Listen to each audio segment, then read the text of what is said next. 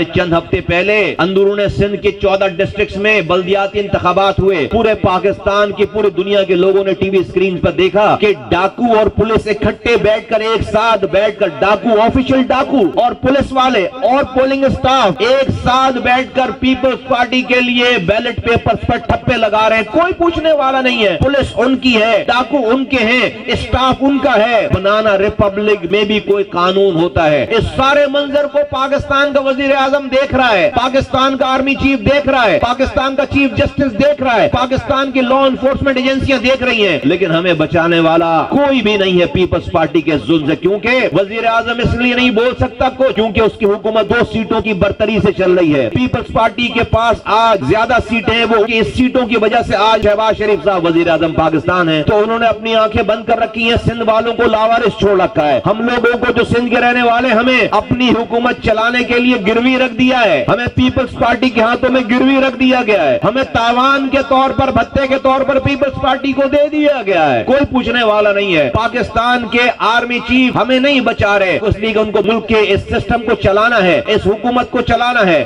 اس کی کاسٹ ہم پے کر رہے ہیں. پاکستان کا چیف جسٹس ان تمام چیزوں کے اوپر کوئی سوموٹو ایکشن نہیں لے رہا, کیونکہ اس کو پاکستان کے نظام کو چلانا ہے. پاکستان کے ریاستی ادارے کوئی ایکشن نہیں لے رہے, کوئی ان کو روکنے والا نہیں ہے, کیونکہ ان کو پاکستان کے نظام کو چلانا ہے. پیپلز پارٹی کو روکا تو وہ حکومت سے باہر آ جائیں گے اور یہ وفاقی حکومت گر جائے گی اور ملک کا نظام جو ہے وہ دھرم برہم ہو جائے گا. اس کا خمیازہ ہم بھگتیں, اس حکومت کو چلانے کا خمیازہ ہم بھگتیں. ہم اس پیپلز پارٹی کو وفاق کی مدد کرنے کا خمیازہ ہم بھگت رہے, سندھ کے رہنے والے بھگت رہے. یہ ایکسیپٹیبل نہیں ہے. اس لیے پاک سرزمین پارٹی یہ مطالبہ کرتی ہے کہ یہ نظام اگر آپ نے اس کو چلایا اور پیپلز پارٹی کو اسی طرح سے کھلی چھٹی دے دی تو اس ملک کو نقصان پہنچے گا. یہ 3 کروڑ سے زائد آبادی والے یہ شہری علاقے یہ خاموشی سے اپنے بچوں کو اس طرح مرتا ہوا نہیں دیکھ سکتے. یہ ریٹیلیٹ کریں گے, یہ اس پیپلز پارٹی کے ظلم کے آگے کھڑے ہوں گے. اور آج یہاں پر بد کرداروں کا خاتمہ ہو گیا ہے.